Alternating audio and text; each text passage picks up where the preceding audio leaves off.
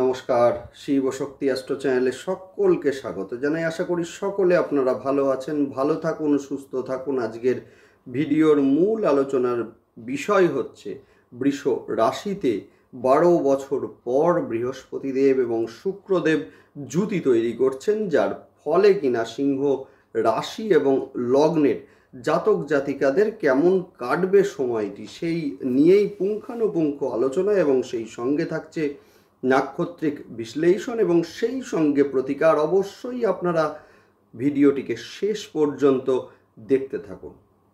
12 বছর পর বৃহস্পতিদেব এবং শুক্রদেব দুই গুরুকে আমরা দেখব বৃষ রাশিতে গোচর করতে, এবং সেখানে বৃহস্পতিদেব এবং শুক্রদেব মূলত অবস্থান করবেন হচ্ছে 23 দিন, যার ফলে কিনা সিংহ রাশি এবং লগ্নের জাতক জাতিকাদের আর্থিক যে প্রেশারটা ছিল সেইটা অনেকাংশে কমবে। সেই সঙ্গে আমরা দেখব নতুন কর্মের প্রাপ্তি এবং সেই সঙ্গে প্রমোশন, সেইটাও আমরা কিন্তু এই সময়ে দেখব। সেই সঙ্গে গৃহ স্থায়ী সম্পদ যেগুলো নিয়ে ঝামেলা অলরেডি চলছিল সেগুলোর একটা মীমাংসা হতে, সন্তানের ক্ষেত্রেও যথেষ্ট শুভ সময়টা। যাই হোক, দেখতে থাকুন আপনারা। সেই সঙ্গে অবশ্যই আপনারা চ্যানেলটিকে সাবস্ক্রাইব করে নেবেন। দেখুন, গ্রহের গোচর যেটা স্বল্প সময়ের জন্যই হোক বা দীর্ঘ সময়ের জন্যই হোক, গোচরের যে ইম্প্যাক্ট সেটা কিন্তু আমাদের জীবনে ভীষণভাবে পড়ে। যে কোনো সিদ্ধান্ত নেওয়ার আগে অবশ্যই কিন্তু গ্রহের গোচর বিশ্লেষণ ভীষণ জরুরি। যে কোনো সিদ্ধান্ত নিতে গেলে গ্রহের গোচরকে বিশ্লেষণ করে সিদ্ধান্তগুলোকে নিলে সিদ্ধান্তে ভুল হওয়ার সম্ভাবনা কিন্তু থাকেই না। সেই কারণে অবশ্যই যে কোনো সিদ্ধান্ত নেওয়ার সময় গ্রহের গোচর বিশ্লেষণ ভীষণ জরুরি। সেই জন্য বলবো অবশ্যই আপনারা চ্যানেলটিকে সাবস্ক্রাইব করে নেবেন, যাতে গ্রহের প্রতিটা গোচরের সঙ্গে সঙ্গে আমি আসি আপনাদের কাছে। যে কোনো সিদ্ধান্ত নিতে যাতে আপনাদের সুবিধা হয়, অবশ্যই আপনারা চ্যানেলটিকে সাবস্ক্রাইব করে নেবেন, যাতে ভিডিও নোটিফিকেশন আপনাদের কাছে সহজে পৌঁছে যায়। যাই হোক, শুরু করছি মূল আলোচনা। সিংহ রাশি এবং লগ্ন, যেটা কিনা মূলত স্থির এবং সেই সঙ্গে অগ্নিতত্ত্বের একটি রাশি। যে সিদ্ধান্ত এরা নেয়, ন্যাটাল চার্টে যদি রবি এবং মঙ্গল ভালো অবস্থায় থাকে তো এরা সেই কাজ কিন্তু করবেই। বাইরে থেকে এদেরকে মূলত কঠোর বলে মনে হলেও এরা কিন্তু মানসিক দিক থেকে ভীষণ নরম, সফট। যে কোনো কর্মের ক্ষেত্রে অর্ডার দিয়ে বা হুকুম দিয়ে কর্মক্ষেত্রে কাজ মূলত করাতে গেলে বিপদ।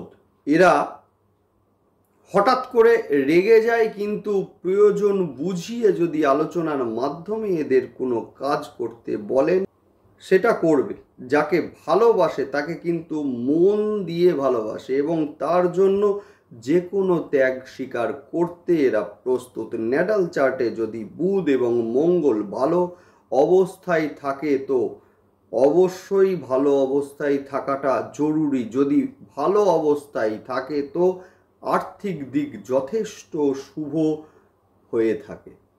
যাই হোক, এবার আলোচনা করব 12 বছর পর বৃষ রাশিতে বৃহস্পতিদেব এবং সেই সঙ্গে শুক্রদেবের যোগ। আমরা জানি যে 1 মে তারিখ দুপুর 2:30-এর কিছুটা আগে বৃহস্পতিদেব গোচর করেছেন বৃষ রাশিতে। সেই সঙ্গে মূলত 19 তারিখে শুক্রদেবকে আমরা দেখব গোচর করতে বৃষ রাশিতে। যে বৃষ রাশি হচ্ছে শুক্রদেবের নিজস্ব ঘর, অর্থাৎ স্বক্ষেত্র। সুতরাং দুই গুরুর অবস্থান সেটা কিন্তু থাকছে 23 দিন, যার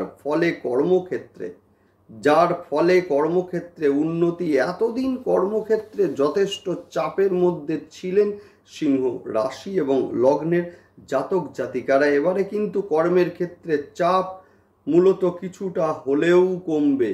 নতুন কর্মের প্রাপ্তির ক্ষেত্রে সময়টা যথেষ্ট শুভ, যদিও বাড়ি থেকে কিছুটা দূরে কর্মের প্রাপ্তি সেটাও নির্দেশ করছে সিংহ রাশির কর্মে প্রমোশন এবং সেই কারণে ট্রান্সফার হওয়া বা বাড়ি থেকে কিছুটা দূরে যাতায়াত, সেইটাও কিন্তু মূলত এই সময়ে লক্ষ্য করা যাচ্ছে। সিংহ রাশি এবং লগ্নের জাতক জাতিকারা আর্থিক দিক থেকে যথেষ্ট চাপে ছিলেন, যেহেতু দ্বিতীয় স্থানে কেতুদেবের অবস্থান।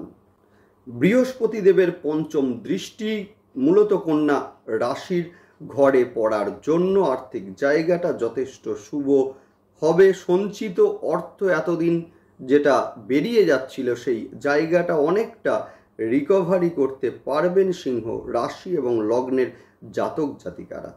গৃহের বা স্থায়ী সম্পদের বৃদ্ধির ক্ষেত্রে এই গোচর কিন্তু নতুন মাত্রা যোগ করবে। এই সময়ে যারা বাড়ি থেকে মূলত কিছুটা দূরে কর্মের কারণে বাড়ি করতে পারছেন না বা বাধা আসছিল, এবার কিন্তু সেই জায়গাটা অনেকটা কাটবে।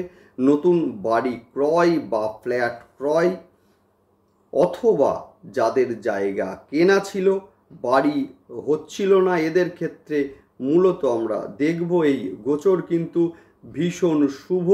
গৃহ নির্মাণ যোগ যেটা কিন্তু তৈরি হয়েছে, গৃহ বা সম্পত্তি নিয়ে যাদের ঝামেলা চলছিল বা মামলা মোকদ্দমায় জড়িয়েছিলেন, এদের ক্ষেত্রে বলবো আলোচনার মাধ্যমে সেই ঝামেলার নিষ্পত্তি বা তার জন্য অফার আপনাদের কাছে আসবে, সেটা গ্রহণ করুন। কিছুটা স্যাক্রিফাইস এবং অ্যাডজাস্টমেন্টের মাধ্যমে সমাধান করে নিন। না হলে এই গোচরে যদি না হয়, বৃহস্পতির রোহিণী নক্ষত্রে গোচরে সেই ঝামেলা কিন্তু নতুন মাত্রা দিতে পারে। যদিও সেই সময়ে আবার আমি আসব, অবশ্যই আপনারা চ্যানেলটিকে সাবস্ক্রাইব করে নেবেন যাতে ভিডিও নোটিফিকেশান আপনাদের কাছে সহজে পৌঁছে যায়। যারা বাড়ি বিক্রয় করবেন ভাবছেন কিন্তু বাধা আসছিল, বিক্রি হচ্ছিল না, মূলত এদের ক্ষেত্রে বলবো বাড়ি বা জমি বিক্রয়ের মাধ্যমে ভালো লাভবান এই সময়ে হতে পারবেন। এই সময়ে পেট বা লিভারের সমস্যায় ভুগতে পারেন সিংহ রাশি এবং লগ্নের জাতক জাতিকারা। যাদের বাড়িতে অসুস্থ মা রয়েছেন, এদের ক্ষেত্রে শারীরিক অবস্থার কিছুটা উন্নতি এই সময়ে আমরা লক্ষ্য করব। যারা সন্তানকে নিয়ে চিন্তিত ছিলেন, সন্তানের পড়াশোনা, সন্তানের উচ্চশিক্ষা, এদের ক্ষেত্রে বলবো এই সময়ে যথেষ্ট ভালো। উচ্চশিক্ষার জন্য কোনো ভালো ইনস্টিটিউশনে ভর্তি, সেটাও কিন্তু এই সময়ে অবশ্যই হবে। তবে এই সময়ে সন্তান মাঝে মাঝে শারীরিক অসুস্থতায় ভুগতে পারে, বিশেষ করে হঠাৎ করে জ্বর আসা, গ্যাস বা লিভারের সমস্যা এই সময়ে দেখা যেতে পারে। যারা মেডিকেল সংক্রান্ত পেশা, খাদ্যদ্রব্য, পোশাক, লেদার, অ্যাস্ট্রোলজি, বিভিন্ন মাল্টিন্যাশনাল কোম্পানিতে আছেন, এদের ক্ষেত্রে ভীষণ শুভ। সেই সঙ্গে যারা কোনো শিক্ষা প্রতিষ্ঠানের সঙ্গে যুক্ত আছেন, এদের ক্ষেত্রেও সময়টি ভীষণ শুভ হবেই হবে। যাই হোক, নেক্সট আলোচনা করব নাক্ষত্রিক বিশ্লেষণ নিয়ে। মঘা নক্ষত্রের জাতক জাতিকাদের দেখব আর্থিক দিক থেকে যথেষ্ট লাভবান হবেন মঘা নক্ষত্রের জাতক জাতিকারা এই সময়ে। সেই সঙ্গে বলবো কুটুম্বকুলে গ্রহণযোগ্যতা বাড়বে এই সময়। নেক্সট আলোচনা করব পূর্ব ফাল্গুনী নক্ষত্রের ক্ষেত্রে। মূলত এই সময়ে কিন্তু কর্মে প্রমোশন এবং সেই কারণে বাড়ি থেকে কিছুটা দূরে পোস্টিং, সেটাও কিন্তু লক্ষ্য করা যাবে এই সময়ে। যোগাযোগ এই সময়ে বৃদ্ধি পাবে। উত্তর ফাল্গুনী নক্ষত্রের জাতক জাতিকাদের বলবো মূলত এই সময়ে পেট ও লিভারের সমস্যায় ভুগতে পারেন। সেই সঙ্গে কর্মক্ষেত্রে যারা আছেন অথচ বাড়ি তৈরি করতে পারছেন না, এদের ক্ষেত্রে কর্মস্থলে গৃহ নির্মাণ ভীষণ শুভ হবে। যাই হোক, নেক্সট আলোচনা করব প্রতিকার নিয়ে। যাদের ন্যাটাল চার্টে রবি, মঙ্গল এবং বুধ খুব একটা ভালো অবস্থায় নেই, এদের ক্ষেত্রে বলবো অবশ্যই আপনারা প্রতিদিন সকালবেলায় উঠে সূর্য প্রণাম অবশ্যই আপনারা করুন এবং সূর্যার্ঘ্য দিন। দুর্দান্ত রেজাল্ট আপনারা অবশ্যই আপনারা পাবেন। সেই সঙ্গে নবগ্রহ স্তোত্র পাঠ ভীষণ উপকারী আপনাদের জন্য। বৃহস্পতিবার দিন স্নানের জলে অল্প একটু কাঁচা হলুদ দিয়ে স্নান করুন, দুর্দান্ত রেজাল্ট আপনারা অবশ্যই পাবেন। সেই সঙ্গে বলবো শ্রীম এই মন্ত্রটা অন্তত 108 বার অবশ্যই আপনারা পাঠ করুন, দুর্দান্ত রেজাল্ট আপনারা পাবেন। বাড়ির দক্ষিণ পূর্ব দিককে পরিষ্কার রাখুন, দুর্দান্ত রেজাল্ট আপনারা পাবেন। যাই হোক, সঙ্গে থাকুন, অবশ্যই আপনারা চ্যানেলটিকে সাবস্ক্রাইব করে নেবেন। দেখতে থাকুন, ভালো থাকুন, নমস্কার।